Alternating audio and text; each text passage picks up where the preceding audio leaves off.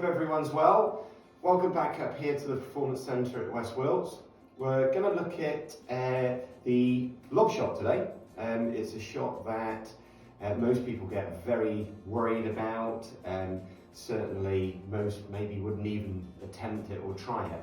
And I would suggest that you practice this shot before you maybe take it out onto the golf course, because it is a tricky shot technically to pull off, but also at the same time it can be quite a dangerous shot. You only have to hit it a little bit thin and the ball's going to go a lot further than you would want it to. So yeah, it's a very important shot to go out and practice. But there's some key elements that we've got to think about before we play this shot. One is the lie.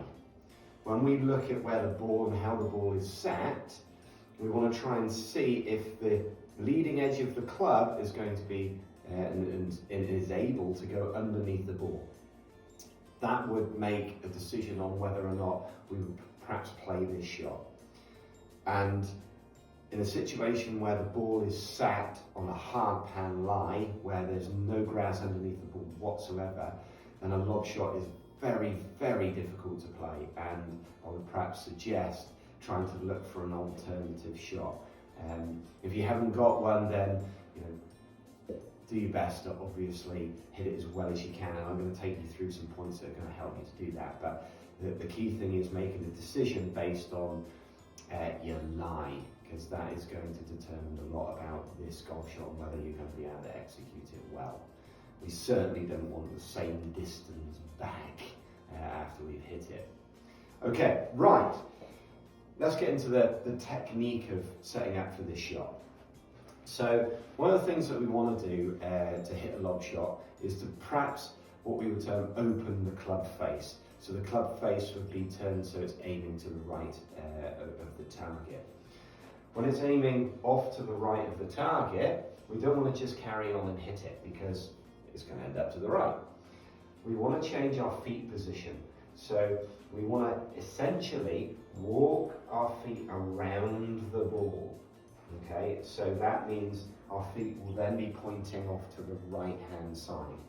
As you can see, as I walk around the ball, that is rotating the club head.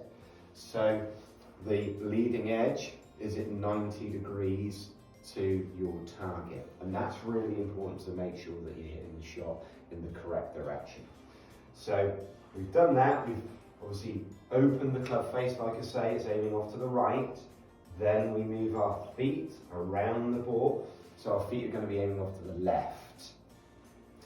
We want to keep the ball, relatively speaking, in the center of our feet. So if we were to draw a line along our feet and draw a line through the ball, we would get that 90 degrees or a cross. Okay, that's also important for achieving a good contact and strike. So once we're set and our feet, knees, hips and shoulders are all aiming in the same direction, we want to try and make sure that we're going to get maximum control, so grip down the club a little bit, that's possibly going to help. Also, what I would advocate you do, especially if the lie is a little bit hard pan, so there's not a lot of grass underneath that ball, I would suggest just putting a little bit of weight towards the front foot, maybe 60% of the weight, a little bit less maybe on the front foot, and then 40% just over on the back foot. Once you've got into that position, again, what I would suggest you do is have a couple of practice swings. And we're looking to try and make sure that we're swinging the club along the line of our bodies. We're not swinging it in the direction of our intended target, because that would mean going that way, and that is essentially against the direction of our feet and our body. So we want to make sure that club follows our feet and body line, and it will feel like you're swinging the club to the left of the target. Okay. The other key thing is make sure you stay nice and relaxed with your hands. Now, when it comes to the execution of the shot, the key thing is making sure that you're using the length of the backswing to control how far you're going to hit the ball, but making sure that you follow all the way through, turn towards your target. The last thing that you want to do with this shot is decelerate. If you decelerate on this shot, then you're going to cause your shot to be struck badly.